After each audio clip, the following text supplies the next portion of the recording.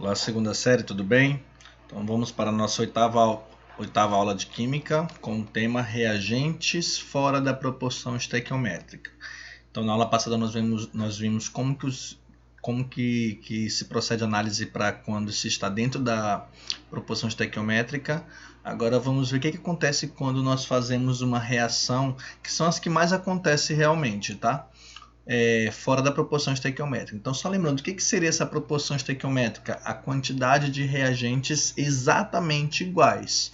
Isso nós sabemos que é um pouquinho complicado de se ter, né? Então, até por causa que precisa de uma pesagem certinha, uma balança extremamente boa, e nem sempre isso é disponível. Então, às vezes, por causa de 1 grama a mais, 1 grama a menos, a proporção estequiométrica não vai ser atingida, beleza? Então, hoje nós vamos estudar a análise de mistura de duas soluções cujos solutos reagem entre si, os solutos reagem entre si, na verdade, sem obedecer à proporção estequiométrica, certo?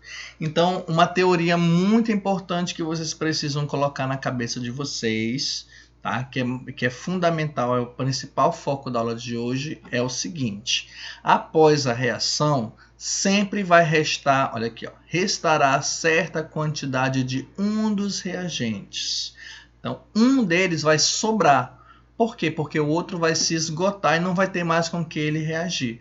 A pergunta é, qual que vai sobrar, professor? Qual dos dois, ou dos três, dos quatro, dependendo da reação, né? Sempre vai sobrar, atenção, o que estava em excesso em relação ao outro. Só um exemplo. Por exemplo, vamos dizer que tem uma mistura que é de 2 para 3. Então, 2 de um, 3 para o outro. Então, se eu tenho 4 de um, eu preciso de 6 do outro. Mas vamos dizer que eu tenho apenas 5. Então, só vai reagir 2 desse com 3 desse. Certo? Então, vai haver sobra. Sempre o que está em excesso, ele vai sobrar em relação ao outro. Tá bom? Então, vamos ver um exemplo aqui mais fácil para vocês entenderem. Olha lá.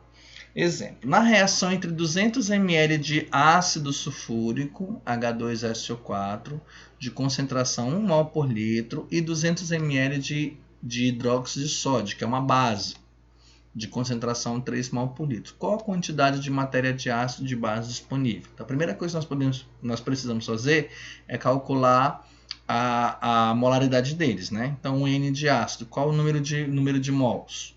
Então, como que se calcula? É a concentração vezes o volume, né? Então, 1 mol por litro, tá aqui, ó, vezes 200 ml, que é 0,2 litro. Então, aqui eu tenho 0,2 mol de ácido sulfúrico. Base, mesma coisa, o KOH, 0,3 mol por litro, vezes 200 ml, 0,2. Então, aqui temos 0,6 mol. Ok?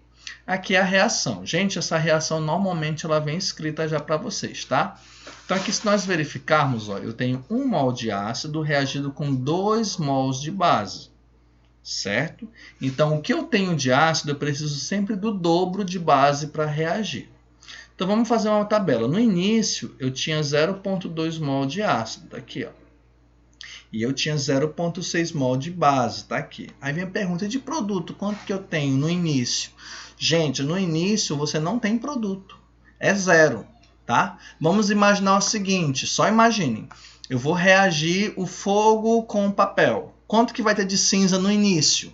Nada. Enquanto eu não encostar o fogo no papel, eu não vou ter cinza, eu não vou ter fumaça. Só vai ter cinza e fumaça quando a reação começar.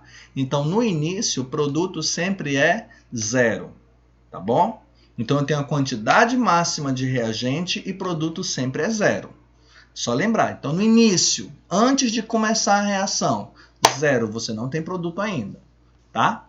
Então, na reação, vai haver a reação de 0,2 mol de ácido, só que aqui ó, diz que o ácido reage com o dobro da base. Então, 0,2, o dobro é 0,4.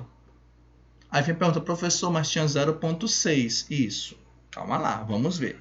Agora vamos ver a quantidade de sal que forma. Então, o sal é esse aqui, ó, K2SO4. O sal, ele tem 1 mol na reação. Ó, 1 mol de ácido. Então, a mesma quantidade de ácido que é gasto é a mesma quantidade de sal que é formado. Então, se foi gasto 0,2 mol de ácido, então vai ser formado 0,2 mol de de sal, tá? Então, porque a reação do sal para o ácido é 1 para 1, ok? Aí vem a pergunta, e após a reação? Se aqui eu tinha 0,2 e reagiu 0,2, então não sobrou nada. A ácido no final não sobrou nada. Só que a base eu tinha 0,6 e só reagiu 0,4. Então quer dizer que vai sobrar 0,2. Aí a gente volta aqui para a teoria. Vou voltar o slide. Aqui para a teoria. Ó. Após a reação, restará certa quantidade de um dos reagentes, o que estava em excesso em relação ao outro. Então, nesse exemplo aqui do livro, o KOH sobrou 0,2. O que vai acontecer com ele? Nada. Ele vai sobrar. Para ele reagir, eu preciso inserir a metade de ácido aqui dentro. Então, 0,2 eu tenho que inserir 0,1 aqui dentro. Estão entendendo? Para poder reagir esse 0,2.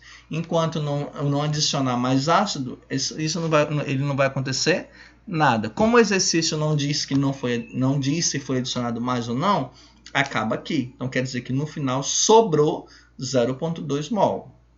Ok? Continuando. Aí se a gente for perguntar qual a concentração em mol por litro da solução final em relação a cada um, ao ácido, à base e ao sal, vamos calcular.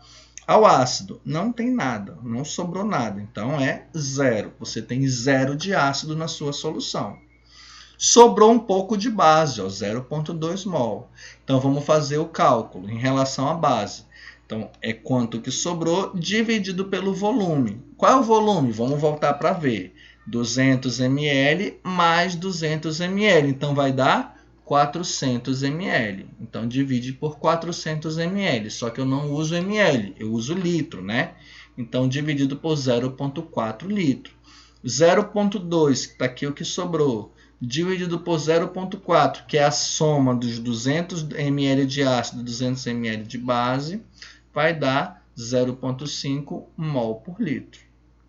E ao sal, vamos ver, formou quanto de sal aqui? 0,2.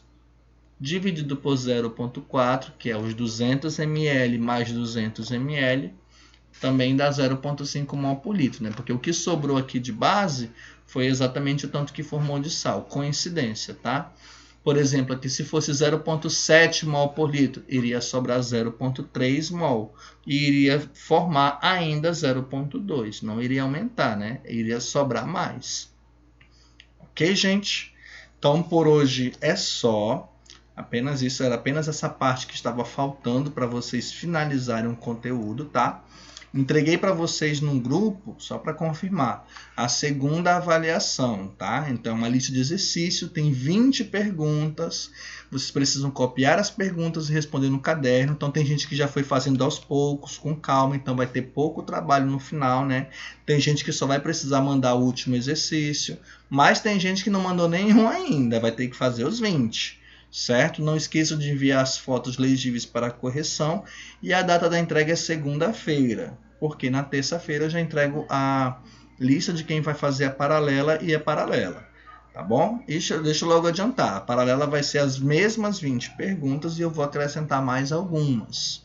Então não deixe para fazer depois, porque vai ficar mais complicado, ok? Então façam de tudo para entregar na segunda-feira. Bom estudo para todos e até mais!